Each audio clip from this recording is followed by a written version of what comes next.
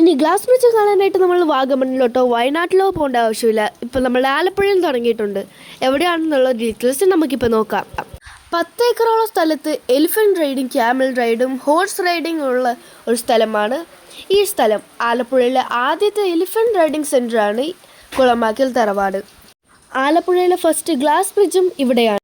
ഫാമിലിയും ചിൽഡ്രനുമായിട്ട് നല്ലോണം ചിലവഴിക്കാനും ഫോട്ടോസ് എല്ലാം എടുക്കാനും നല്ല ഒരു സ്ഥലമാണ് ഈ സ്ഥലം. ഇവിടെ റോപ്പ് സൈക്ലിങ്ങും ഫിഷ് ഫ്രൈയും സിപ്പ് ലൈനും പെഡൽ ബോട്ടിങ്ങും എല്ലാം അവൈലബിൾ ആണ്. അപ്പോൾ കമൻറ്റ് ബോക്സിൽ ഞാൻ ഇതിൻ്റെ എല്ലാത്തിൻ്റെ റേറ്റ് കൊടുത്തിട്ടുണ്ടാകും. ഒരു ദിവസം ഫുള്ള് സ്പെൻഡ് ചെയ്ത് കാണാൻ പറ്റുന്ന ഒരു സ്ഥലമാണ് ഈ സ്ഥലം. ബേർഡ്സ് വാച്ചിങ് എല്ലാം നമ്മൾ ഈ സ്ഥലത്തോട്ട് എൻട്രി ചെയ്യുമ്പോഴാണ് കാണാൻ പറ്റുന്നത്. അവിടെ തന്നെയുള്ളതാണ് ഈ ട്രീ ഹൗസ്. അവിടെ നിറയെ വെറൈറ്റി ബേർഡ്സ് ഒക്കെ നമുക്ക് കാണാൻ സാധിക്കും. ഓസ്ട്രിച്ചും യമു എല്ലാം ഉണ്ടെന്ന് ഞാൻ ഒട്ടും പ്രതീക്ഷിച്ചില്ലായിരുന്നു.